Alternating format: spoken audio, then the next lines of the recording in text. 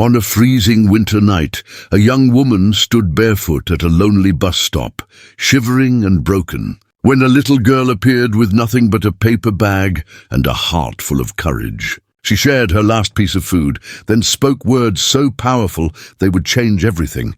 "You don't have a home, and I don't have a mom. But tonight, we have each other." The slam of the door echoed like a gunshot in the icy December night. Isabella Moore stumbled barefoot onto the porch, the snow stinging her toes like needles. The beige lace dress she had worn to her company's Christmas dinner was now clinging cold and damp against her shivering body. Her hands still shook from the shove her stepfather, Raymond, had given her when she tried to escape his wandering hands. "Please, just let me grab my shoes," she had begged, pounding on the wooden door. "There's nothing of yours in this house," came the muffled shout from inside. "You should be grateful I even kept you after your mother died." The snow fell harder, thickening the night into a blur. Isabella wrapped her arms tight around herself, the cold pressing her breath into shallow bursts. 3 years. For 3 years, she had endured his leers, the crude jokes, the way he cornered her after too many drinks. But tonight, when he trapped her in the kitchen, she couldn't endure anymore. Her frozen feet carried her on instinct, down the block to the bus stop where she stood every morning for the dance academy. The glass and metal shelter seemed like a palace compared to the storm. She sank onto the bench, hugging herself, her teeth chattering so hard she feared they might crack. "Miss, are you okay?" Isabella's head jerked up. A little girl, no more than 10, stood in front of her, brown eyes full of worry. A grey knit cap pulled low, an oversized red coat, scuffed army boots. In her small hands, she clutched a crumpled paper bag. I'm fine," Isabella lied. Brushing tears from her cheek with the back of her hand, the child tilted her head, studying her with unsettling maturity. "You don't look fine. You're freezing, and you don't have shoes. What are you doing out here so late? Where are your parents?" Isabella asked through trembling lips. A sad smile flickered across the girl's face. "I don't have parents. Well, I had a mom. She went to heaven 3 years ago. Now I live in different houses. Foster care." Isabella's chest ached. "And you?" the girl asked softly. "Where do you live?" The words lodged in Isabella's throat, spilling out before she could stop them. "I don't have a home." The girl nodded like it was the most ordinary thing in the world. She slid onto the bench beside Isabella, opened her paper bag, and pulled out a sandwich wrapped in wax paper. Tearing it in half, she offered one piece. "Take it," she said. "It's good. Mrs. Carter gave it to me this morning." "I can't take your food." "Why not?" "I have some, you don't. That's how it works." Isabella's hands shook as she accepted the half sandwich. "Ham and cheese." Simple, but it tasted like heaven after a day without food. "What's your name?" she asked. "Hope Garcia," the girl said. "But everyone calls me Hope." "Isabella." "Just Isabella." Hope studied her with eyes far too wise for 10 years. "You know what, Isabella?" "What?" "You don't have a home, and I don't have a mom. But now we have each other, at least for tonight." Tears streamed freely down Isabella's cheeks. This child, who had lost so much, was offering her the only thing she had, her heart. For the first time in years, Isabella felt the ice around her own heart begin to crack. A deep voice broke the moment. "Hope, is that you?" A tall man approached, his dark hair dusted with snow, a genuine look of concern in his eyes. He wore hospital scrubs under a black winter coat. "Are you two okay?" he asked, stopping a few feet away. "It's way too cold to be out here tonight." Isabella stiffened, pulling Hope close. "Men didn't stop in the street out of kindness. They always wanted something." "We're fine," she said firmly, though her blue lips betrayed her. The man frowned, noticing Isabella's bare feet and Hope's small frame. "I'm Dr. Matthew Reed. I work at the children's hospital down the street. I just got off my night shift. Forgive me, but you can't stay out here. It's going to be 10 below tonight." Hope's eyes widened. "You're a kid's doctor." "I'm a child psychologist," he replied gently. "I try to help sad kids feel better." Hope's shoulders relaxed. Isabella hesitated, but there was something in his voice, steady, unforced, that didn't sound like danger. Still, her instincts screamed caution. Matthew's gaze softened as he looked between them. Look, I know you don't trust me, and you shouldn't, but I live 5 minutes away. I have heat, food, and a sofa bed. You can stay just for tonight, until we figure something else out. Why would you do that for us? Isabella asked sharply. He nodded toward Hope, who was shivering now despite her coat. Because she's a child. And because you're barefoot in the snow. Sometimes doing the right thing isn't a choice, it's the only option. Hope leaned against Isabella, whispering, I think we can trust him. Isabella closed her eyes, her mind whirling. This decision could save them or destroy them. When Isabella opened her eyes again, warmth surrounded her. Not the biting dampness of the bus stop bench, but the soft embrace of a wool blanket. Confused, she sat up slowly. A beige sofa beneath her, a modest but cozy living room around her. The air smelled faintly of coffee and cinnamon. The memories of the night before slammed back like a wave. Raymond's shove. The snow, the bus stop, the little girl, the doctor. Hope. Isabella's chest tightened in panic. Where's Hope? She blurted. Throwing the blanket aside and standing, a calm voice answered from the kitchen. She's asleep in my room. Don't worry. She insisted you take the couch. Isabella turned sharply. Matthew Reed stood in the doorway, a mug of steaming coffee in one hand, dressed casually in jeans and a grey t-shirt, now instead of scrubs. The morning sunlight streaming through the blinds revealed a face softened by both kindness and exhaustion. Behind him, the kitchen looked lived in, stacks of books on the counter, mismatched mugs, and potted plants thirsty for water. Family photos lined the walls, smiling children with gap-toothed grins. Coffee? He asked gently, setting a mug on the small table near the couch. Isabella hovered near the sofa, her body tense, ready to bolt. Listen, Dr. Reed. Matthew, please, he interrupted softly. Fine, Matthew, I appreciate what you did last night, but we can't stay here. I don't want to cause you trouble. He tilted his head slightly. What kind of trouble do you think you're going to cause me? You don't know me, Isabella said quickly, her eyes darting around the apartment like a trapped bird. You don't know what I've been through, what I've had to do to survive. If people find out, I know you protected a little girl from freezing to death in the middle of a snowstorm, Matthew cut in, his tone steady. I know from the way you speak that you're educated. And I know something terrible happened to you last night, because no one walks barefoot through a blizzard for fun. The words hit her like fists. Isabella wrapped the blanket tighter around her shoulders, feeling her vulnerability like an exposed wound. I'm not your responsibility, she whispered. You're right, he said. But neither was Hope, and you took care of her anyway. Before Isabella could respond, the bedroom door creaked open. Hope shuffled out, her hair a mess, swimming inside one of Matthew's oversized sweaters that nearly reached her ankles. She grinned when she spotted Isabella. I thought you left, she said, rushing into her arms. Isabella knelt and hugged her tightly. I'm not going anywhere without you, sweetheart. Matthew watched them quietly, something like admiration flickering in his expression. Hope, have you eaten breakfast? No, she admitted with a shrug. But I can wait. I'm used to it. The casual way she said it sliced through Isabella like glass. No 10-year-old should ever be used to being hungry. Isabella's eyes burned with tears. She refused to let fall. Then you won't wait today, Matthew said firmly. We're making scrambled eggs for everyone. Hope you can help me set the table. The girl lit up and ran to the kitchen, leaving Isabella watching them with a strange mix of relief and unease. She studied Matthew carefully now. Mid-30s, maybe.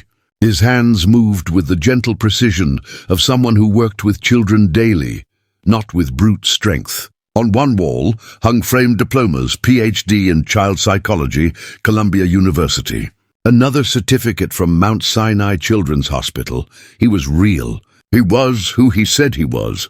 What about you, Isabella? Matthew asked while cracking eggs into a bowl. What do you do? Did, she corrected. I used to teach dance at a small academy, and I was studying movement therapy. You help people express themselves through dance? She hesitated, then nodded. Words aren't enough for everyone. Sometimes your body says what your mouth can't. Hope, already chewing on her first bite of eggs, piped up. That's beautiful. Will you teach me to dance? A soft smile touched Isabella's lips. Of course.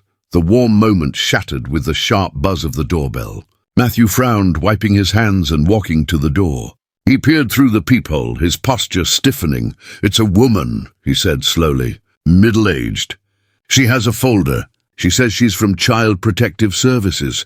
The fork clattered from Hope's hand. Her face went pale. "It's Mrs. Carter, my caseworker." Panic surged through Isabella. "They're going to take her away. How would she even know Hope is here?" Isabella hissed. "I reported her location last night," Matthew explained quietly. "It's protocol when a minor is involved." Hope's small hand clamped around Isabella's. "I don't want to go. Please don't let them take me." "You're not going anywhere," Isabella whispered fiercely, though her own voice trembled with fear. Matthew opened the door. A woman stepped inside. Early 40s, streaks of grey in her bun, tired eyes that had seen too much heartbreak. She looked at Hope first, then at Isabella, taking in the breakfast plates, the blanket on the sofa, the way Hope clung desperately to Isabella's hand. "Hope," she said softly, "are you all right?" "Yes, Mrs. Carter," Hope said quickly. "Isabella took care of me last night." The caseworker's gaze shifted to Isabella. "And you are?" "Isabella Moore," she answered, her chin lifting despite the dread curling in her stomach. The woman studied them both for a long moment. "Hope, where is your foster family right now?" Hope's eyes dropped to the floor. "I left. You ran away." "Yes, because—" Hope looked up at Isabella, searching for courage. "Because Mr. Vargas looked at me the way the men used to look at my mom. And I knew he was going to do something bad." Silence swallowed the room. The caseworker closed her eyes, a weary sigh escaping. It was the kind of story she had heard before too many times. "Did he hurt you?" "No, but I knew he would." Fury burned hot in Isabella's chest. This child had to protect herself from predators, just like I did. The caseworker's voice was quiet, but firm. "I have to take her somewhere safe." "No!" Hope cried, clutching Isabella's arm. "I don't want another family. I want to stay with her." "Ms. Moore isn't a licensed foster parent," the woman said. "She can't keep you. What do I need to become one?" Isabella blurted, her voice shaking but determined. The woman blinked, surprised. "You'd need to pass a background check, show stable income, have proper housing." "I can do that. I'll find a job. I'll find an apartment. Where would you live in the meantime?" Matthew stepped forward, his voice steady. "Here, they can stay here while she begins the process. I'm a registered respite provider. I can supervise." The caseworker studied him skeptically. "You just met her last night. In 15 years of working with children, I've learned to trust my instincts about caregivers," Matthew replied. "Isabella risked her own safety to protect Hope in a snowstorm." "That tells me everything I need to know." Isabella turned to him, stunned. "Why is he defending me?" The caseworker finally looked down at Hope. "Do you truly want to stay with Isabella more than anything?" "Yes," Hope whispered. "She keeps me safe. And Dr. Reed is good too." "I can feel it," the woman sighed, pulling papers from her folder. "Very well, but this is temporary. 72 hours. If by then Ms. Moore hasn't proven she can provide stability, Hope will be moved." Hope squeezed Isabella's hand tighter. Isabella swallowed hard and nodded. "Understood. 3 days." That was all she had. And already, the sound of her phone buzzing from inside her purse made her stomach turn to ice. The caller ID glowed with a name she thought she'd left behind. Raymond. The phone buzzed again, vibrating against the coffee table like a live threat. Isabella's chest tightened, her breath coming faster as she stared at the name flashing across the screen. Raymond, the man who had thrown her out into the snow barefoot, the man who had haunted every shadow of her childhood. She didn't answer. She couldn't. Letting it ring until it went silent, she shoved the phone back into her purse with trembling hands. But almost instantly, it buzzed again. Hope's wide eyes followed every movement. "Who's Raymond?" she asked softly, her voice a mixture of fear and curiosity. "No one important," Isabella lied quickly. But Matthew's trained gaze caught the flicker in her tone, the way her pupils dilated, the way her knuckles whitened as she gripped the blanket. "Isabella," he said calmly, his voice low enough that Hope wouldn't hear all of it. If there's something we need to know in order to protect her, there's nothing. Isabella cut him off, sharper than she intended. It's complicated. The phone buzzed again. This time Isabella yanked it out and shut it off completely, her hands shaking so hard she nearly dropped it. Matthew didn't push. He simply nodded, a steady anchor in the storm. All right. But remember, you don't have to face this alone anymore. The word alone echoed in her chest like a bruise.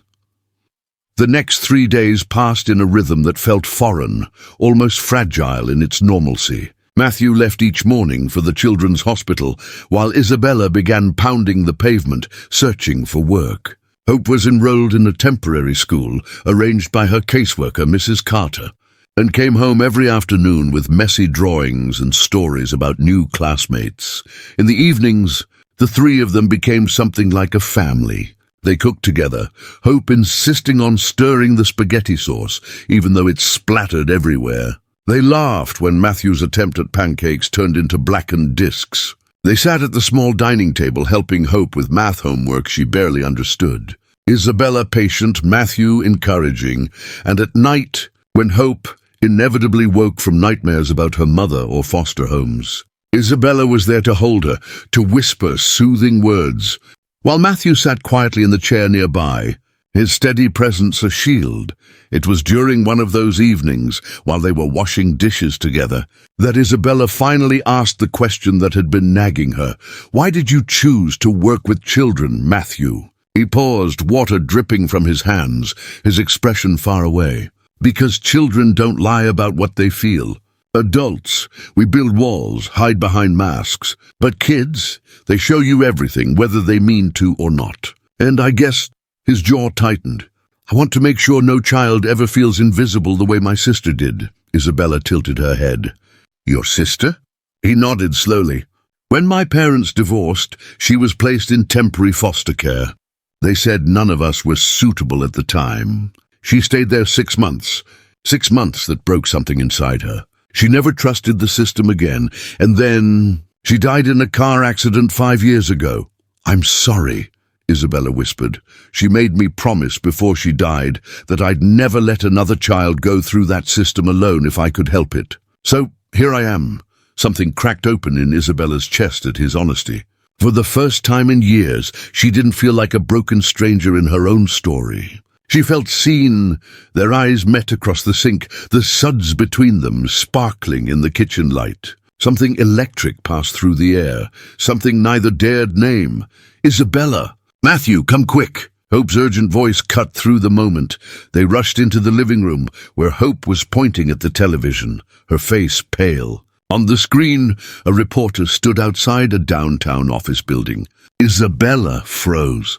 She knew that building. Arrested this morning for embezzlement of more than $2 million, the reporter said. Raymond Harris, age 48, has been accused of siphoning pension funds from his company over the past 4 years. Federal charges are pending. Isabella sank onto the couch, the world spinning. Raymond arrested. Hope whispered, That's him, isn't it? The bad man who threw you out? Isabella nodded faintly, unable to speak, her phone now powered back on, lit up with messages one after another. She read them over Matthew's shoulder. This is your fault. If you talk to the police, I'll ruin you. No one will believe you. You're a jobless stray. I will find you. Matthew's jaw tightened. This is harassment. We need to report it. No, Isabella said quickly, clutching the phone to her chest. If I involve the police, they'll investigate me. They'll find out I don't have a home, that I don't have a stable job. They'll take Hope away, but you can't let him keep threatening you. I can. For Hope, I can survive anything. Hope crept closer, slipping her small hand into Isabella's. Is he going to come here for you? Tears pricked Isabella's eyes. I don't know, sweetheart. Then we should run away, Hope said fiercely. We've been okay these nights together. We can always be okay. It's not that simple, Isabella whispered. Matthew crouched down in front of them both. Or, he said quietly, we can face this together. As a team, Isabella shook her head. You don't understand. Raymond isn't just angry, he's dangerous and desperate. All the more reason not to fight him alone, Matthew replied, his eyes unwavering. Why? Isabella asked, her voice breaking. Why would you risk your safety for us?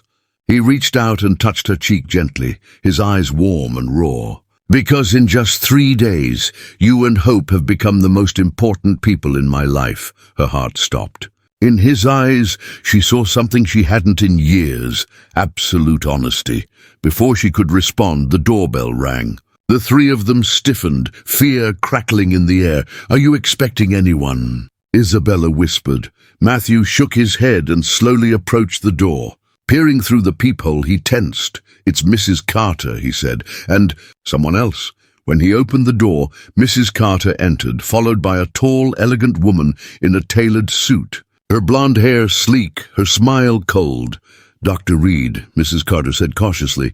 This is Ms. Lucille Grant, Director of Child Welfare Services. The floor seemed to drop out beneath Isabella's feet. A director never came in person unless something was very, very wrong. Miss Moore, Lucille said, her voice like ice. We need to talk. There have been some disturbing accusations filed against you.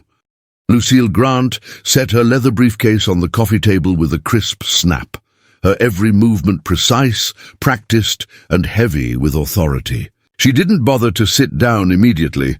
Her presence filled the small apartment like a storm cloud. Isabella's pulse hammered in her ears, Hope's small hand squeezing hers so tightly her knuckles whitened. Accusations? Isabella asked, her voice shaking despite her effort to sound firm. What kind of accusations? Lucille unlatched the briefcase and withdrew a folder, flipping it open with the efficiency of someone who had destroyed families before breakfast. According to an anonymous report, Ms. Moore, you have a history of mental instability, substance abuse, and erratic behavior. The report suggests you pose a danger to the well-being of any minor under your care. Isabella's breath caught. That's not true. None of that is true. But Lucille laid out the documents on the table, medical charts, psychiatric notes, prescription slips. Isabella staggered back as though the papers themselves were poison. I've never been in psychiatric treatment, she whispered. I've never taken anything stronger than aspirin. Matthew stepped forward, his voice calm but edged with steel. May I see those documents? They're confidential, Lucille replied smoothly. I'm a licensed psychologist. If you intend to base custody decisions on these, I have every right to verify their legitimacy. His tone carried quiet authority that even Lucille couldn't brush aside. After a pause, she handed him the papers. Matthew flipped through them quickly, his frown deepening with every page. These records are falsified. The dates don't match. The diagnostic codes are incorrect. And this hospital seal, he tapped one page sharply, belongs to a facility that shut down 2 years ago. Relief and terror collided in Isabella's chest. Relief that she wasn't losing her mind. Terror that only one man could be behind this. Raymond, she whispered. He forged them. Lucille's gaze sharpened. Raymond Harris, the man arrested this morning for embezzlement. My stepfather, Isabella said bitterly, and the only person with reason to want me destroyed. Mrs. Carter and Lucille exchanged a look that spoke of too many years spent chasing the manipulations of cruel men. Lucille closed the folder with a snap. This changes things. However, she turned her cool eyes back to Isabella.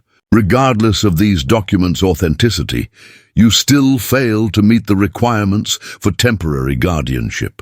Stable housing, verified employment, completion of foster care training. You have none of these. Isabella's throat tightened. How long would it take? 6 to 8 weeks at minimum. Her heart plummeted.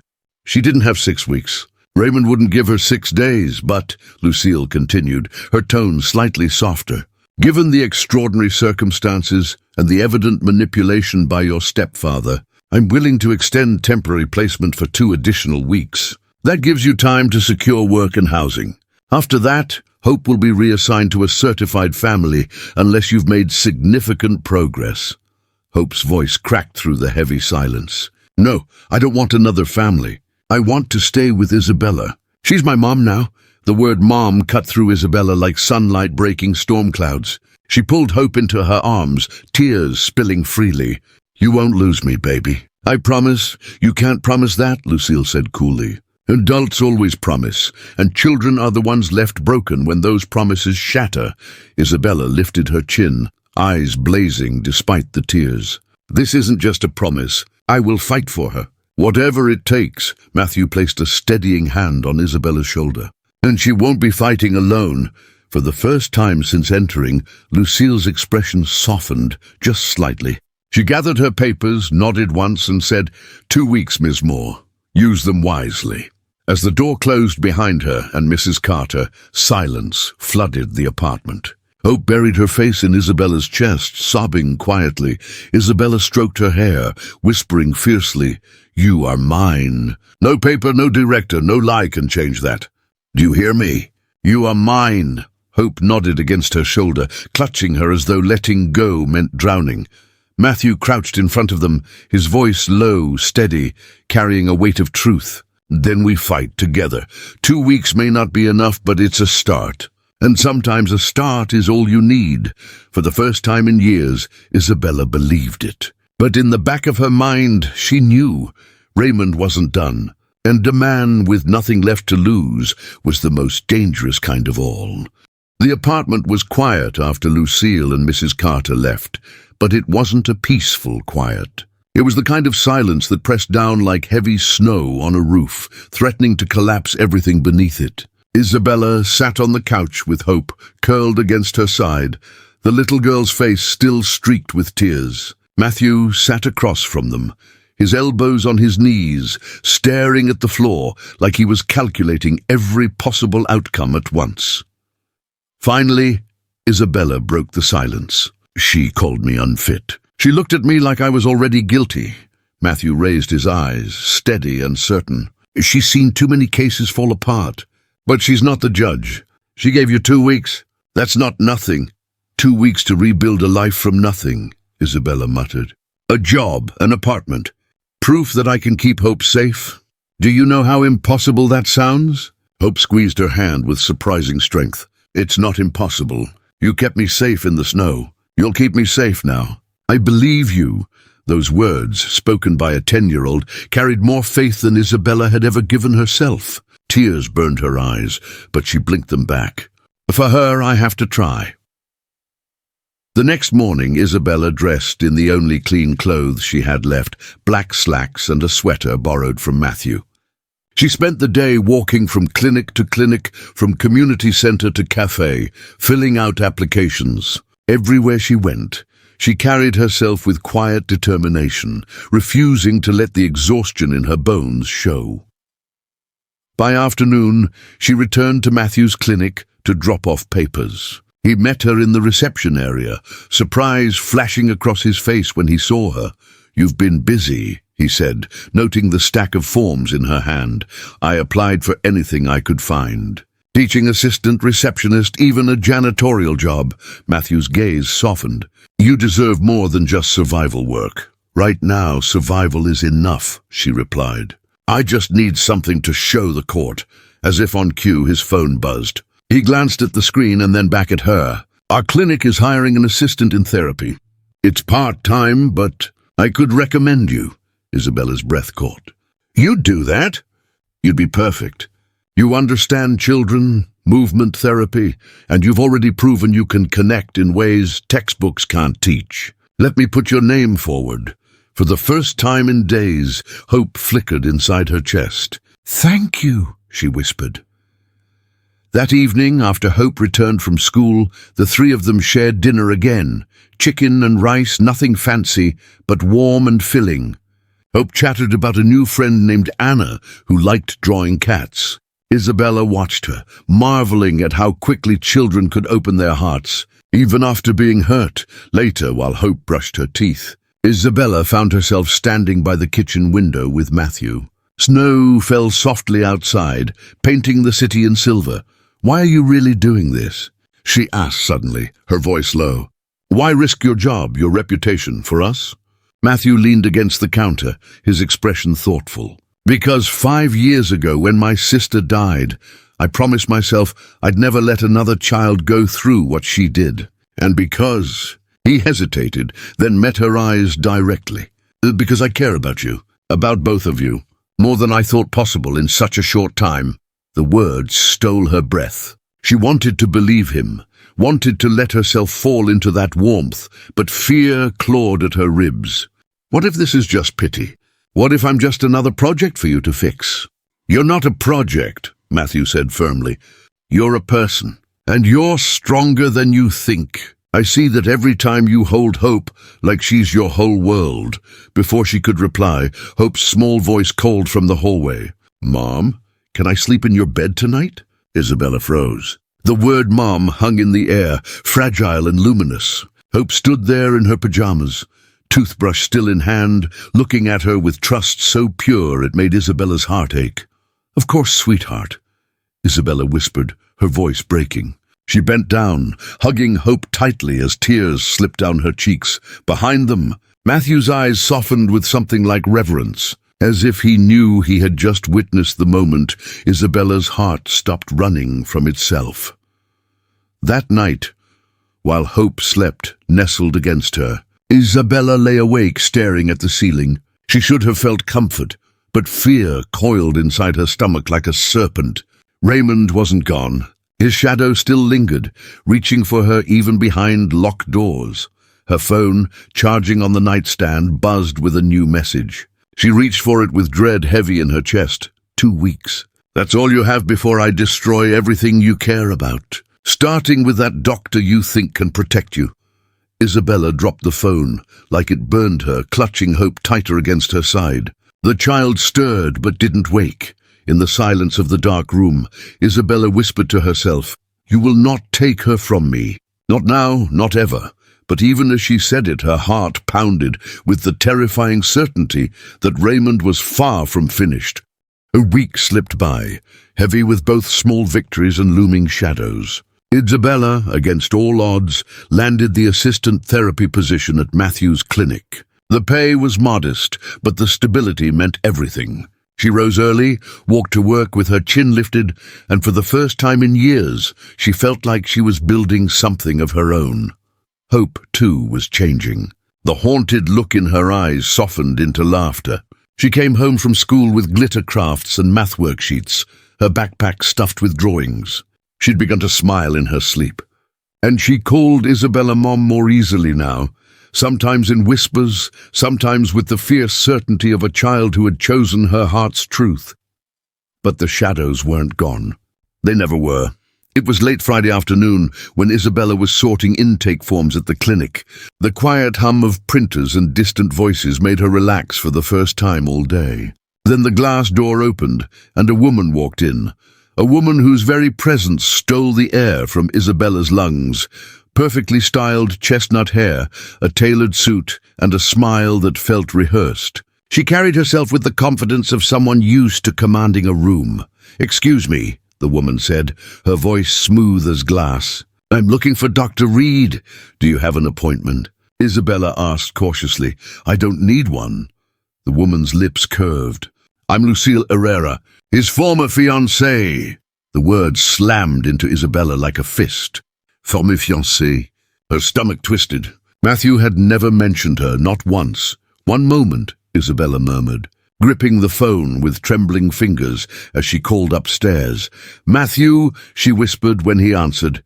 "There's someone here. She says she's Lucille Herrera." Silence, long enough to make her skin crawl. Finally, "Tell her I'll be down in 5 minutes."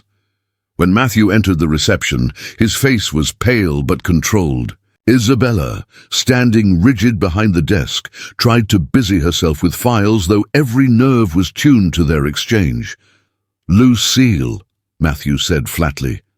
"Matthew," she purred, stepping forward with arms open as if to embrace him. He didn't move. Her smile faltered. "What?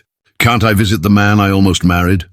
"We ended things 8 months ago," Matthew reminded her. "There's nothing to revisit. We both made mistakes," Lucille countered. "But I've had time to think. I miss you. We can fix this." Matthew shook his head. "No, my life is different now." Lucille's gaze flicked toward Isabella. Her smile sharpened. Ah, the difference. Isabella's blood ran cold. Lucille tilted her head, her voice dripping with contempt. A homeless woman and a child that isn't even hers. You've always had a savior complex, Matthew. Do you really think this is love? Or just another case of you trying to rescue someone broken? Isabella flinched as if struck. Her chest tightened, breath ragged. She couldn't listen to more. Murmuring something about checking supplies, she slipped into the storage room and shut the door, pressing her back against the wall. Her heart hammered painfully. What if she's right? What if I'm nothing more than a project to him? Her phone buzzed. A message from an unknown number. Pretty clinic. Shame if something happened to that good doctor of yours. Stay quiet, or I'll make sure he regrets saving you. Isabella's knees weakened. Raymond. His threats had escalated, no longer just against her, but against Matthew too. When she returned to the desk, Lucille was gone. Matthew lingered, looking troubled, his eyes searching hers. You don't have to explain, Isabella said quickly, her voice brittle. Your personal life isn't my problem. Yes, it is, Matthew countered firmly. Because you and Hope are part of my life now. Tears pricked her eyes. Or are we just your way of fixing what happened with your sister? His face darkened, pained. Isabella, don't do that. Don't reduce what I feel for you to some leftover guilt. What I feel is real. But before she could reply, the door burst open and Hope ran inside, Carmen trailing after her, breathless. They're sending me away, Hope cried, clinging to Isabella. Mrs. Carmen says I have to meet another family in Chicago. The Vegas, I don't want to go. Isabella's blood turned to ice. She looked at Carmen. I thought we had 2 weeks. We did, Carmen said gently, but the Vegas are an exceptional family, stable, experienced. They've fostered 12 children successfully. They want to meet Hope this weekend. Hope wailed, her small arms choking Isabella's neck. No, visits always turn into forever. I don't want them. I want you, the word you shattered Isabella. Her knees buckled as she sank to the floor, holding Hope as if sheer force could anchor her. I'm your mom, she whispered fiercely. I don't care what anyone says. I'm your mom, Hope sobbed harder. Don't let them take me. Matthew stood frozen in the doorway, torn between his professional world and his personal heart. Isabella saw it in his eyes, the guilt, the doubt Lucille had planted. And for the first time, Isabella feared not just Raymond or the system, but the possibility that Matthew might not fight as hard as she would, because for her, there was no choice. Hope wasn't just another responsibility. She was family. That night the apartment was cloaked in sorrow. Hope refused to eat dinner. She curled on the couch in her pajamas, her face buried in Isabella's side, gripping her as if any loosened hold would mean being torn away forever. Isabella stroked her hair, whispering soft reassurances, though her own heart felt like it was bleeding out with every breath. Are you going to let them take me, Mom? Hope whispered, her voice hoarse from crying. The word Mom broke something inside Isabella all over again. She pulled the girl tighter.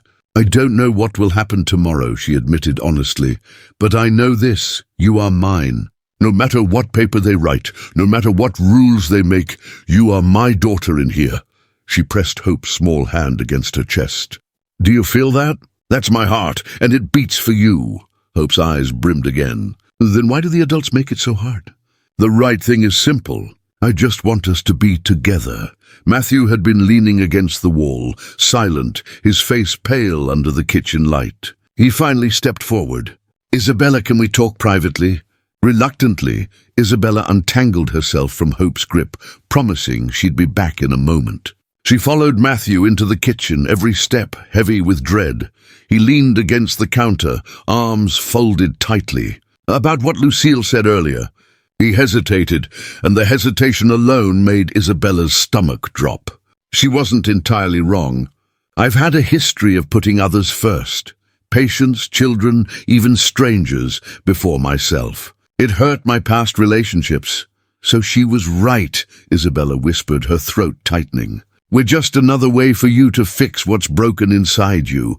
No. His voice sharpened, cutting through her panic. This is different. With you and Hope, it isn't about saving anyone. It's about belonging. When I see you with her, I don't see a patient and a rescuer. I see a mother and a daughter. And when I see you—" his voice softened, almost broke. "I see my future." Her chest ached. She wanted to believe him, but doubt gnawed at her ribs. "And if I'm wrong for you? If this all falls apart, then at least I'll know I chose love. Real love, not duty, not guilt. Just love." The weight of his words hung between them, fragile and raw. Before Isabella could answer, her phone rang, vibrating against the counter. She glanced down and froze. The caller ID read General Hospital. With trembling hands, she answered. "Hello?" "Ms. Moore?" A woman's voice. "This is Nurse Martinez from General Hospital. Your stepfather, Raymond Harris, has been admitted to the ER. He insisted we call you. He says it's urgent." Isabella's knees nearly buckled. "What happened?" "He was assaulted in prison. Head injury, fractured arm. He's stable, but he's asking to see you." Her blood ran cold. "Raymond asking to see her? After everything?" When she hung up, Matthew's eyes were locked on hers. "You can't go. It's a trap." "What if it isn't?" Isabella whispered.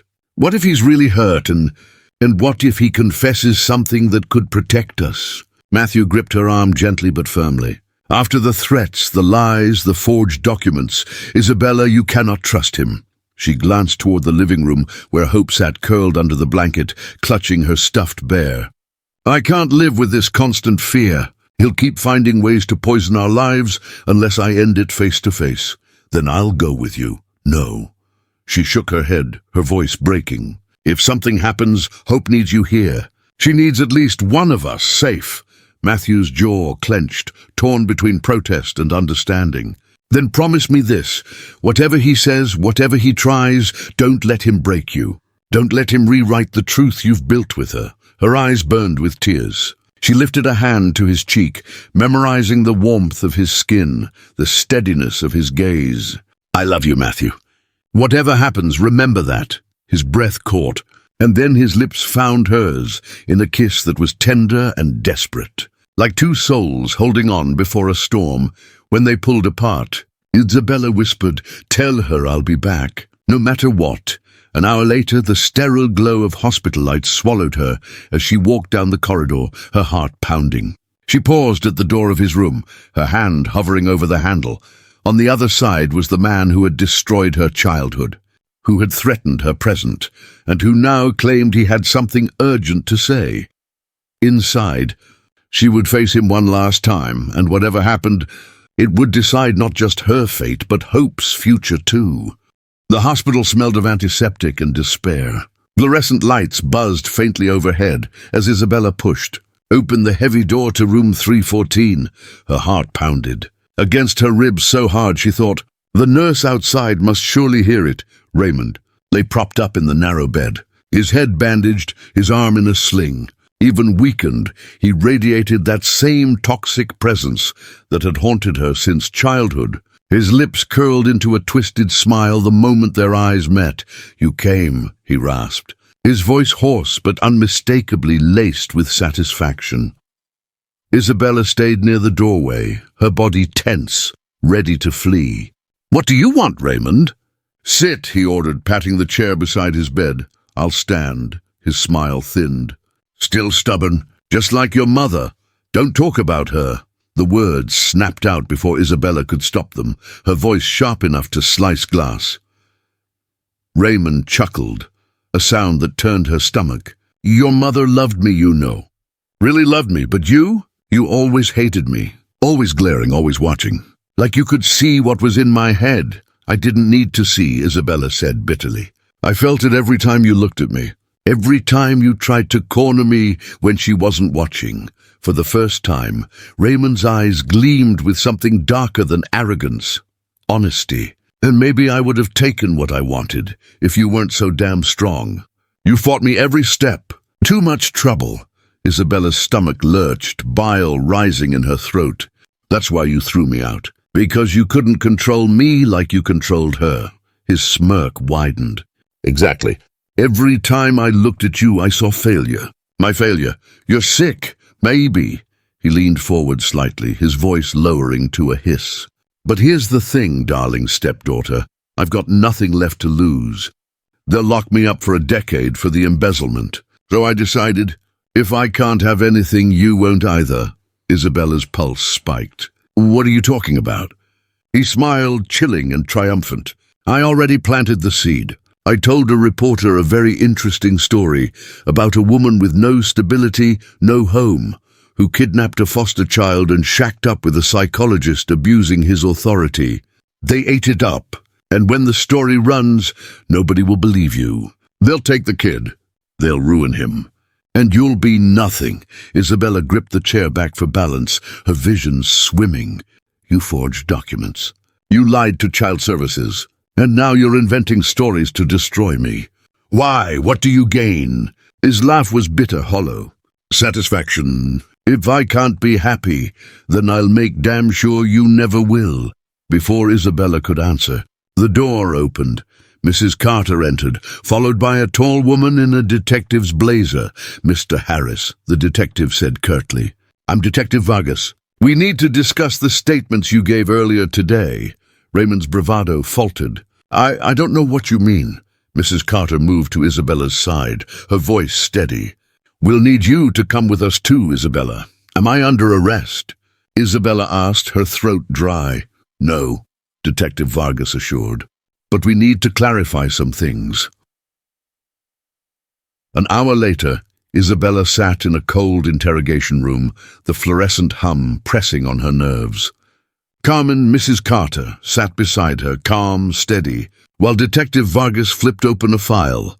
Ms. Moore, Vargas began, is it true you've been living with Dr. Matthew Reed and a minor child under temporary guardianship? Yes.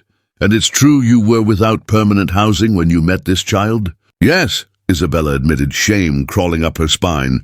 Is it true you threatened Mr. Harris via text message? No, Isabella said firmly. It was the other way around. He threatened me. She pulled her phone from her purse, scrolling quickly and handing it over. The detective studied the messages, lines of venomous threats, curses, promises to destroy her. Vargas's brow furrowed deeper with every word. This shows a clear pattern of harassment, she said finally. Your stepfather has been attempting to intimidate you. Carmen leaned in, her voice gentle. Isabella, there's more you should know. Earlier this morning, before Raymond called that reporter, we got another call. From Hope, Isabella's breath caught. From Hope? She told us things she overheard at your old house. Details about money, names, dates, information only someone involved in Raymond's embezzlement could know. She didn't realize what it meant until we explained, but her testimony is invaluable. The detective closed the file. Between her statement and these threatening texts, it's clear your stepfather attempted to frame you. We'll be filing additional charges against him for harassment, fraud, and obstruction. Relief crashed over Isabella so hard she almost wept right there. So, what does that mean for me? For Hope? Carmen gave her a small, genuine smile. It means you're no longer under suspicion. It means you have a real chance to fight for her. And Isabella, she loves you so fiercely that she risked everything to protect you. Tears streamed down Isabella's cheeks. Where is she now? At the clinic with Matthew, Carmen said. Waiting for you. Isabella pressed her hands over her face, her body trembling with a mix of exhaustion and gratitude. For the first time, she wasn't just surviving, she was winning. But even as hope blossomed in her chest, a voice whispered in the back of her mind, Raymond wasn't finished. Men like him never stopped until someone made them. The sun was already sinking when Isabella finally stepped back into the clinic. The air smelled faintly of coffee and disinfectant, but to her it felt like home. Hope spotted her first. She bolted across the waiting room, her small arms flinging around Isabella's waist with such force it nearly knocked her over. Mom, are you okay? Did the bad man hurt you? Hope's voice was shrill with panic.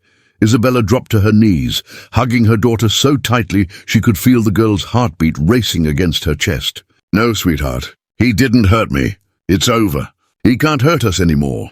Matthew appeared from the hallway, his face etched with worry until his eyes met hers. He didn't speak at first. He simply pulled her into a fierce embrace. One arm around Isabella, the other around Hope.